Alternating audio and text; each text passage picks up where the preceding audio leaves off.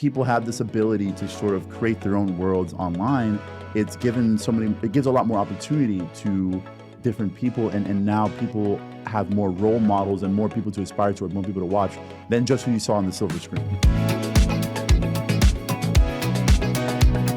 Hey everybody, welcome to the Forbes Top Creators Show.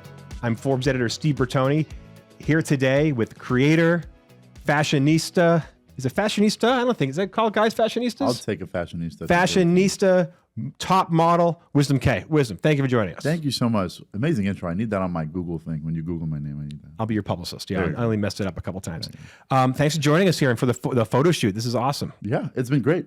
It's been great. So I want to start with the beginning. Like, talk to me about how you started your career in fashion, in influence, in social media. Well, you know, it all started, it was dark. And I remember the warmth of a pair of hands. And the next thing I know, I was in some room. I was just crying a lot. I don't know what was going on. But no, that's actually way too early. But I think it really started, I want to say, well, you know, moving around a lot. I moved around a lot in Texas. Okay. And so as a result, there wasn't really anything that kind of gave me a sense of security, I think. And I kind of discovered through fashion that I was able to sort of fit in a bit easier. You know, when you're always a new kid, it's a bit hard. And then, you know, I'm really tall, so it's hard to blend in and kind of be unnoticed. Okay. So it was just really what other kids were wearing at the time. And then I think when I went off to college, there was a bunch of vintage stores nearby my campus. And I just started checking those out, and I was like, oh, I kind of like vintage clothing. And a lot of it was like vintage 60s, 70s clothing, you know, leather jackets, flare pants, things like that. And I remember there was a black pair of boots, beat up, you know, just, I think they're like floors high boots or something like that. They were like $40. Now at the time, I like, all the money I had was just for like food. And I was kind of like, do I spend my food money on a pair of $40 boots? Because that would have, I think, cut me in half. Yeah. But I remember I went to my dorm and I dreamt about it. And the next day I was like, I need those. Something tells me to get those boots. And it kind of completely changed kind of how I was wearing clothes when I actually got them. Okay, cool. So good initial investment, I thought for myself at the time. You still have them? I still have them, but they're in Texas. Okay. Not on me, right? Yeah. Basically, I started dressing a little different, you know, frequenting the vintage stores. And my friends were like, dude, you should like make videos and put them online. And I was kind of like, why would I do that? You know, it didn't make sense. But then, you know, after a while, I just kind of gave in, and I just started posting those videos. It was literally like, basically after class, my friends would, you know, meet up with me, and we'd just take a quick little 3-second clip of whatever I was wearing, put it into a compilation, post it on the internet, went to sleep. Next day I woke up, Twitter, 100,000 likes, Instagram, you know, TikTok, just everything. And I was like, why not just do that again? But around this time, this little disease called COVID. I don't know if you heard about it. Yeah, the small little thing going around, little sniffle. It, you know, started coming around everywhere, and I had to go back home. School was closed down for a while. Were you in school, by the way? I was at Texas State. Okay, cool. Yeah. I was studying mechanical engineering. And then literally I was at home, and I was like, okay, well, I guess I'll just make more videos in my room. And then just kind of took off from there. I love the combination of like mechanical engineer, but then you're doing high fashion and design. I love that. That's a cool combination. My family's like lawyer, doctor, engineer, very traditional mindset about, you know, everything, you know, get your degree, whatever. Yep. So I really didn't have much of a choice. Do you have a degree in mechanical engineering? I do not. Once everything started working, I was like, oh, okay, bye-bye. That's awesome. In high school, you said you started doing, you know, getting into fashion. You remember like the first, what was like that, your style? And you remember like the first, when you first noticed that you're into fashion, like what was that first thing you bought that like made you feel like, okay, this is different. This is like stylish versus like, you know, when I was in high school, it was like maybe jeans and sweatpants and, you know, whatever clean shirt was out. Like wasn't thinking that. Yeah. Like what grabbed you? Well, you know, at the time it had a little bit more to do with sort of fitting in. So ultimately, it was very much brand heavy. It was kind of what, you know, wearing the same brands as my peers. Okay. So whether it was like Obey, Supreme, like kind of more streetwear kind of stuff, that was really what it was. I think there was a shoe. This was like a little bit before high school, really. I got a pair of LeBron 11s. Okay. Which like I never played basketball, but basketball shoes used to be a huge thing, like Kobe's and things like that. And I remember I got those shoes and my street credit went up. And I was like, wow, this is before I even had like an actual credit score. And I was like, this is pretty cool. And then I kind of ran those into the ground because that was like the one time I'd ever had a cool pair of shoes. But that was the thing that kind of was like, oh, what I wear is kind of like, you know, people see that and form their own sort of opinions and all that. It's like, what was do you remember like that first post that made you think, you know what, like I'm going to ditch this engineering track and become a full-time online social creator? It's interesting. It was more of an amalgamation of like your trajectory, right? It wasn't, I wouldn't say it was a specific post. There are certain posts that like went viral in the earlier days. I remember, for reference, there was this one I made to a Megan Thee Stallion song. I think the name of the song is Savage, where that it kind of started a trend to the lyrics of the song. And so she had certain words and I would dress to the lyrics. And so that was one of my earliest big viral ones. I think one of the earliest ones was like making outfits inspired by like emojis and things like that. Those are really early ones, but really it was just sort of seeing the growth and seeing that people were really interested in the way I was interpreting things. And I was like, oh, okay, cool. This could be a thing. And I just kept doing more of that. When did this start to become like a full-time business for you? Maybe like 3 months, maybe like March of 2020. So at this point, I'm back home from school. At this point, school is kind of picked up online. So I'm still going to class. Yeah, March 2020 is like pure, like that's like when COVID's, the panic starting. Exactly, yeah. So I'm going online class. I'm at home. And at this point, I'm doing everything myself. So, different companies are reaching out to me and they're like, we want you to do this, do that. And I'm basically keeping track of, I'm negotiating my own rates. I'm keeping track of all that. I'm like literally a notebook piece of paper that I put up on my wall. The interesting thing about it was that like prior to this, I had never had any sort of job in my life. So this was like my first time having to receive money and like handle it and balance it. And I really didn't even know what I was doing. I think I was like 18 or 19 really at this point. It was really all just school. That was it. It was, get all A's, go to school, get your degree. That was like, it was a very different life I was living prior to this. So that was just how I was balancing it. So at that point I'd already become a bit of a business thing because I was like kind of balancing my checkbooks in a way. But then I would say maybe about 2 or 3 months after that, agencies started to email me. And at this point I was like, oh, I don't know anything about agencies. I have no idea who's who and what's what. So I had to do a bit of research on that. And a lot of them were modeling agencies, or some of them were talent agencies as well. And I was like, okay, well, on the modeling agency side, I was like, IMG, this seems like one of the big guys. I was like, all right, I'll just wait till IMG hits me up, thinking that probably wouldn't happen. That's good. High standards. Yeah, just because I was like, I don't really know what this is. And I figured if I'm going to sign, maybe I'll just sign to the biggest one. Just literally putting that out there. I had no idea that literally like a few weeks later that would actually happen. And I remember I got an email and I didn't reply to the email for like a week because I thought it was fake. I was like, there's just no way that actually happened. But eventually I answered the email and then basically onboarding with them and everything. So that took everything to a very different level because I was negotiating for myself, not really understanding how to do it or, how anything worked legally. You know what I mean? So obviously having a brilliant team like that to kind of handle and facilitate those things changed the game a lot for me. Wow. Do you remember your first brand deal? It was in college. It was Doc Martens. It was $300 to take photos in their 1460 Beck's boots. So I did that around campus with my friend. I'll never forget that was just such a cool moment where I was like, oh, I can get paid to do this. It was really cool. And at that point, I'd only posted the one video or 2 videos at that point online. So it wasn't even like I'd started yet. So that's why it was also such a shock. Yeah, you must have thought like, wow, $300 just to wear a free pair of shoes? As a college kid, oh, heck yeah, I'll take that any day of the week for sure, yeah. What was your first kind of like brand deal that moved the needle for you? To be honest, it was the first one that was negotiated by my team at IMG. Okay. And obviously dubbing me at large. It was I think it was American Eagle back in 2020. I think I'd done something with them, and then they came back. They wanted to do something again with me. And during this point, I'm talking and negotiating, and basically they took over the negotiation process. They did their magic on that essentially. Yeah. Now, fast forward to today, like what is like your day in the life? What is the Wisdom Kaye business right now? It's a very sporadic and interesting thing. The reason being, when you have to operate kind of fully out of yourself and be your own sort of boss, and then also the employee, and also the hands that behind the scenes, in front of the scenes, modeling, editing. Yeah, it's kind of fully dependent on me, sort of like having the discipline to do the things that I need to do on all of those fronts, right? So in a singular day, I might have to answer a bunch of emails. I might also have to spend a few hours editing things. On top of that, I might have to spend hours styling and doing all that stuff.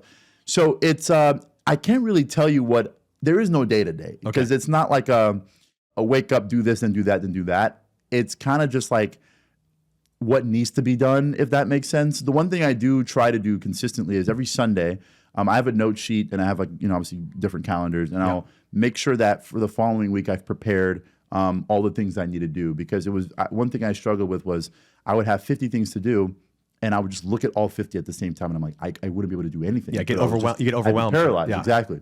So I had to learn to compartmentalize and be like, okay, let's do 5 things Monday, 6 things Tuesday, 2 things on Wednesday. Really break it up to make it more manageable. So I try to do that on Sunday. I'll look at everything, break it up through the week, and kind of assess it as the week goes on. And obviously even that changes, because then I'll get a text message, Wisdom, I need you to approve this, or we need your feedback on this, or this just came in. So I have to kind of change the schedule, add things, remove things. I even had to start doing simple things like taking out the trash or certain help things, because I didn't realize that also keeping care of my home and then taking care of myself, those are also things that take time out of the day. So even factoring those things in, because you have to kind of balance the personal and the work when you have to work fully out of home and as your own person and all those things.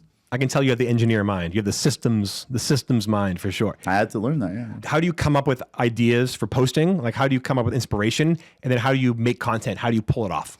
It's a mixed bag. It's a bit of being inspired by my audience and people who enjoy my content. Yeah. And also, it's just ideas that I may have. So I've kept it's about 3 or 4 of them now. I have different note sheets. Anytime I have an idea, I write it down immediately, because I read somewhere that like an idea floats around until somebody decides they want to do something about it. Okay. So once an idea comes in, I just write it down, because I might not be able to do it in that moment. So I have ideas dating back till 2020, just like years and years and years of things that I haven't even been able to touch, because I'm always coming up with new ones. So what I'll do is essentially, part of what I said on a Sunday, on top of the tasks that I have to do, it's also a matter of like, what projects am I feeling the most passionate about that I want to pursue? Yeah. So then I'll have to sort of start the process of, styling this project, doing that. On top of that, there might be something that's more culturally relevant that makes more sense. So I might have to move something back that I was going to do on Monday, because something is happening right now that I have to get to immediately, because if I don't do it right now, it won't make sense to do it in the next few days, if that makes sense. So you have to kind of acclimatize and move things around and kind of figure out what works. But yeah, it's pretty much just seeing what people are talking about, what's the culture talking about, what do my fans want to see from me, and then what do I also really want to do, and kind of finding a way to piece those things together. When you do a shoot, like obviously a lot of your posts, like fashion shoots, like what goes into all those? Yeah. I mean, so whenever I produce any of my video content, it's very much me directing, modeling and doing all that stuff. I work with one of my good friends who helps me record everything now, because prior to that, it was literally a case of hit record, do what I got to do, go back, check the video, do that like over and over again until it's right. It's very time consuming, makes the process a lot longer. So now that I'm working with somebody who can kind of help me facilitate and knows kind of what I look for, helps kind of streamline that a little bit. So that's pretty much the process of filming the thing. And then after that, usually I have this bad habit of wanting to edit immediately. Okay. The downside with that is that like if I start filming at like, let's say 5 and we end filming at like, let's say 9 p.m., I'll start editing at 10 till like 6 a.m. in the morning. And now everything's kind of out of whack as a result, because it's the most enjoyable part of the process. So I kind of want to start it immediately. But sometimes, I try now to sort of, save a space for that in a healthier kind of schedule. What are your sources for inspiration? Like, where do you look to? Are there certain designers? Are there certain sites? Are there certain, periodicals? Like, where do you get your ideas and like your style from? When it comes into my personal style, it's kind of just an amalgamation of just things that I see, right? Like, ultimately, growing up in this age of the internet means that like inspiration is so easily accessible. Mm-hmm. It's not the case of like, having to necessarily meet somebody or go to this place or do that, even though that does also happen and that I still get inspiration from there. It can happen in just a moment's notice, right? Okay. A lot of the time I'm very inspired by the people I see, right? Whether I'm, being in New York, you see all sorts of people everywhere. Just being on the subway, you get inspiration. There you go, exactly. So a lot of times that can help inspire me. A lot of times it's just, a random image I see online where I'm like, I kind of like the way this balances with that, and I'll maybe screenshot something and try to be inspired by that in some way. So that's on the personal style, and for the content, and like I said, like whether it's people recommending me things or whatever. When it comes to the actual editing process and how I decide I want to do that, I try my best to storyboard. Rarely ever happens. Okay. Because I'm so sporadic and there's never really like a full-blown process to doing it. It's kind of just like, let's do that. And then as I'm editing, I'm like, oh, wait, this could also work, So it's just it happens. Everything's just sort of like in the spur of it all, you know? I love it. What is kind of the effect of social media now on fashion? Even a decade ago, I remember grew up in New York. I was living in New York. My wife was in fashion. All the fashion shows, front row, were all magazine editors. Like the Vogues, the Women's Wear Daily, the W, you name it. Now, all the front rows are influencers, Instagram, you name it. Like, what is the state of fashion on social media? It's funny because I started getting into it fully when things started taking off. When COVID happened, everyone's at home. And I just think, you think about like TikTok specifically, and you think about how so many people were getting on that platform and how people were more in tune with content creation really at that time. I think it kind of gave people an opportunity to sort of explore that, and people were, watching more than ever. And I feel like nowadays content is really this sort of centralized thing where people are really just watching their phones. Mm-hmm. We've seen it gradually over time, obviously, but now I think it's like people are entertained on the phone, whether it's, streamers, content creators, long form, short form, you name it. I think that's what people really gravitate to when it comes to what do I do when I'm off of work now, right? Like, how do I unwind? It's kind of the main thing. So I think as a result, because it's so culturally relevant, that's why you see the content creators and whoever's at those front rows. Mm-hmm. And I think it's a smart move as well, because again, if that's what the conversation is that's what the zeitgeist is that's what people are talking about, this creator, that creator, then you want to have so-and-so at the event. I think it's kind of like, nowadays when we think about the celebrity or the influencer or who people are looking at, that's a bit more decentralized because it's not so much the A-list movie star or the whatever. Now that people have this ability to sort of create their own worlds online, it gives a lot more opportunity to different people, and now people have more role models and more people to aspire to, or more people to watch than just who you saw on the silver screen. Mm-hmm. So as a result, I think that's why we see that nowadays. What brands have you worked with, and how do you work with brands? I mean, I'd have to pull out an Elder Scroll. That was just kind of on the. There's a long list, and thankfully, I'm very happy that I can even say that, of course. But I mean, I've had the privilege to be able to work with so many brands from the tech side, from the fashion space, from hospitality, restaurants. I mean, a lot of different companies and organizations for sure. I mean, I don't know where to even start, to be honest, if I'm being honest with you. How do you work with them? Like, what makes for a good brand partnership? What makes for a good relationship? What's the best way for like a brand and you to come together and make like a compelling piece of content? I think the best way, and thankfully I've done this enough to really understand what does work, is to just kind of let me do what I want to do. Putting it very simply. And the reason I do say that though is, with all the greatest and highest respect for the companies that I've worked with, there is this thing I've noticed where it's kind of like there's a chase for authenticity a lot. But the only issue is sometimes that chase for authenticity comes with a lot of guidelines, and it's kind of like, well, that's not what authenticity is, right? It's not do this, do that, do that, do that. That's authenticity is a case-by-case thing. What is authentic to so-and-so is not going to be authentic to another person. And so it's a matter of meeting somebody where they are and understanding what is their authenticity, right? Because I think for me, for example, with what I do, having me put my phone up like this and record the whatever, that's not authentic to what I do, right? A lot of people, that is what they do, because a lot of people are comfortable doing that, and that is their content.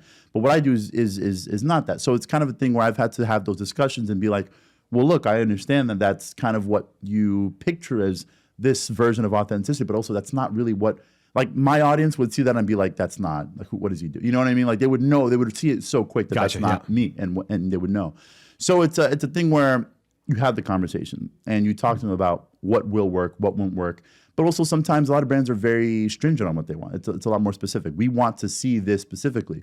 And, you kind of have to meet them where they're at and just sort of, put my best foot forward in kind of what they want to see. But you have to have the conversation, I think, and about kind of what works. What is authentic to wisdom? What is like what's your style? What's your voice? How would you describe it?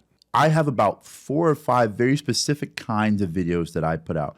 Reason why it's that is because through a lot of experimenting, I kind of found the things that work. And so as a result, I kind of try to do each one of these things, and I tweak them each time. So obviously they're entertaining and people still keep watching them.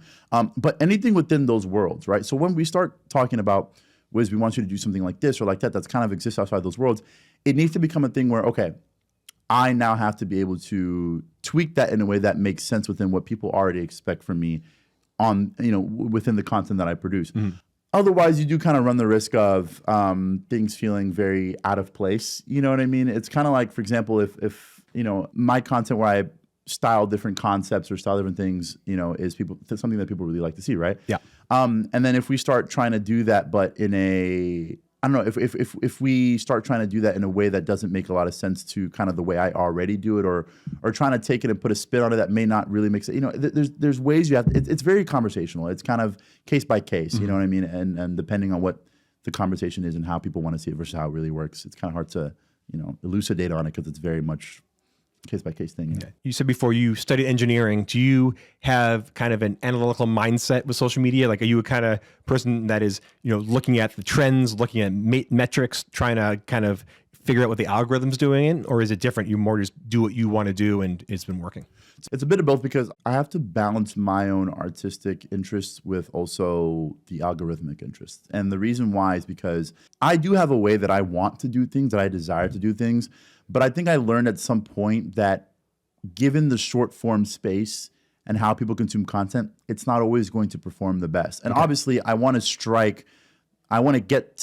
be able to also make my content perform well. So I have to take certain risks on the artistic side for the sake of performance. And I try to balance it out. I'm at a point where I'm able to sort of kind of move the needle a little bit and get some more of my artistic interest in there in terms of the way I produce the content. I've been able to do that over the years. But in terms of, for example, a lot of my videos have a very similar intro because I learned that that's just what works. Okay. Right? Like, for example, I mean, there was one time I tried making a video and, it's intro, body, outro in a very cinematic kind of way.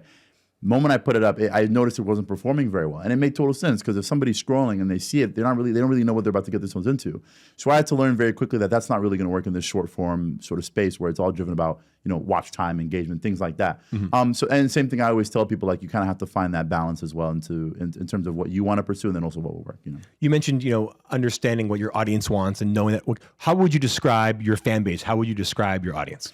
My audience is very diverse. I mean, even in the real life, whenever I'm going about my day, I've been approached from anybody from a 4-year-old to somebody who's in their 60s. Which is really cool. I think people from all different age groups, demographics, and backgrounds have been able to enjoy my content. People who are into fashion or people who are, the person who's a novice, who's just getting into it, which is really inspirational to see as well, that I can inspire both sides of the coin. And so I think as a result, I try to make content that does also speak to a wider array of people. So sometimes I'll make content that speaks to a much younger demographic and what they're talking about, which may be less fashion and industry oriented. And then also I'll try to also then speak to the people who are really into the fashion, the arts, the craft of it and everything like that. So just trying to balance that as well is another thing. I was reading headlines in the audience right now. Your audience, your fans were very, very upset that you weren't at the Met Ball. Have you responded to them? How do you go back and forth? Do you have a two-way conversation? Yeah, I was seeing that. I mean, prior to the event, which I believe was just last night, I was already getting a lot of, "Are you going to be there?" And I think I just made a few. I made one video in a story just saying, "I don't know." And then since it actually happened, I've been seeing a lot of videos myself, to be honest. I'll be so transparent. I honestly have, in a weird way, have been very taken aback by the, I guess, the outcry. I didn't really expect it, and it's been something that I honestly am processing right now. Because it is a thing where it's like I'm seeing so many videos and so many articles coming out about it, and that I didn't think would happen, and I don't even know what to be honest, I don't even know what to make of it myself. But obviously, I mean, a lot of people who deserve to be there were there. It was still a great event, and to see all the different looks from all the people that were there. So it's still a great event. It was a beautiful night. I saw so many beautiful looks as well. So it was still great regardless. In terms of the fan response, I mean, I can understand it, of course, but I think everything was still well done. All right, Anna Wintour, take note. Listen to Wisdom's giant fan base here. Give the people what they want. In terms of fashion, what is the state of fashion? What is the future? What do you see coming? Because it's so interesting because you got famous during COVID, and there was a lot of thought pieces about when the world opens up, how are people going to dress, right? Everyone was wearing at home. Everyone was very kind of down and depressed and sloppy. And then the world opened up, and what is the state of fashion now? I know it's 5 years in the past, but yeah. I think you almost need assess the state of fashion by assessing the state of conversation, right? Because so much of what we know as fashion is subcultures and the conversations that those subcultures have and how that reflects in, whether it's the time period, whether it's the economy of a place, it's what's going on. It's all about what the people are doing, right? And so ultimately, when you look at how engrossed we are and how embedded technology is with our day-to-day lives, you see this sort of dissemination of ideas more frequently. It's been amplified in a way that, took a lot longer. What I mean by that is, for example, in the past, the way we had these conversations was kind of in a more communal sense. So what is so-and-so wearing over there? What is so-and-so doing here? Maybe you just got your inspiration from one news source. Maybe it was the magazine, it was the news, whatever. But now there's so much information that's happening all at once that it is a thing where you can see information coming from so-and-so sources that you didn't get to see before. And this also influences how we assess fashion, right?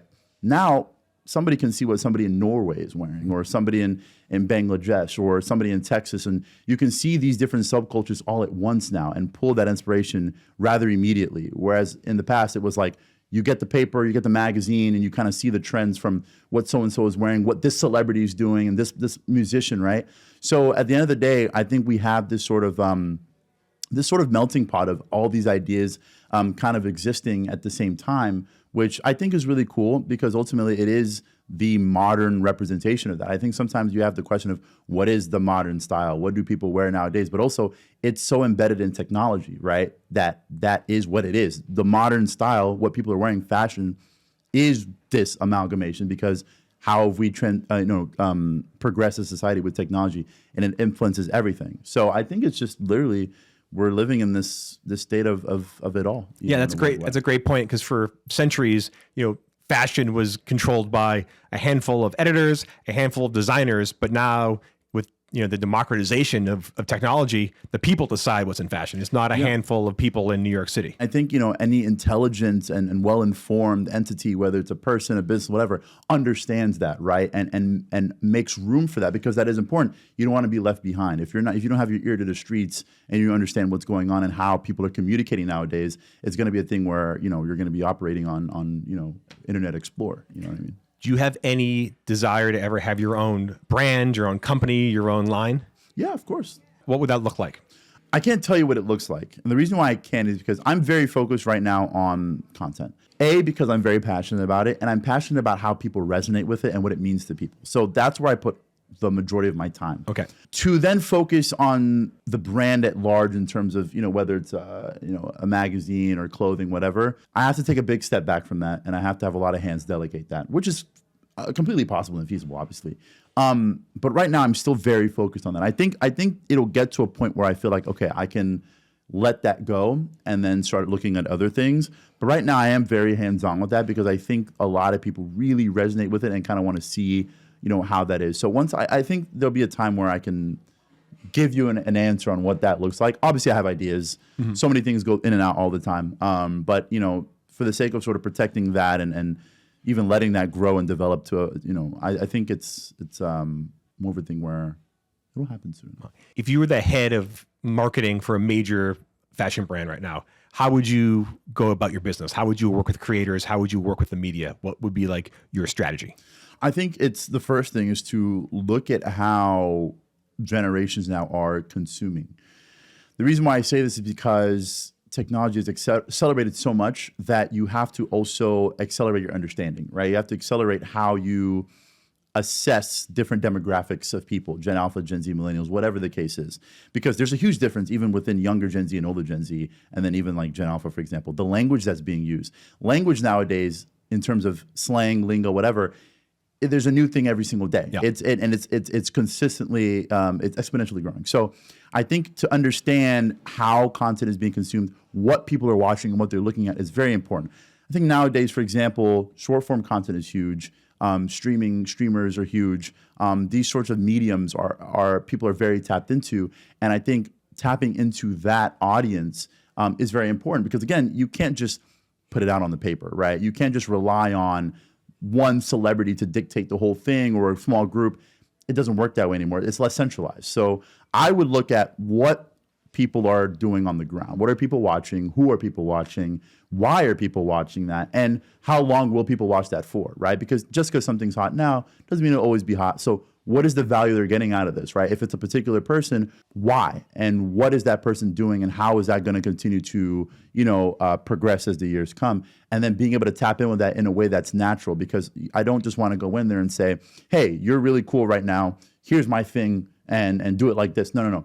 You want to do it in a natural way because, again, younger generation can smell through that. Like we can sniff through if you're a big, company with a social media account and you're trying to use the lingo, we're going to tell that you're just trying to, it's very difficult to, I think, like sell to Gen Z and sell to a younger generation than it was in the past, because we can easily tell when you're trying to sell to us or where you're trying to advertise to us. And it's like, it's going to read kind of off. Some people have managed to do it pretty well. So I think being able to also go to people where they're at and do it in a way that doesn't feel too forced and doesn't feel too, unnatural. That's a perfect spot to end, I think. Yeah. Wisdom Kaye, thank you so much for joining the Forbes Top Creators Show. Thank you so much. It's been awesome. Thanks a lot. Absolutely.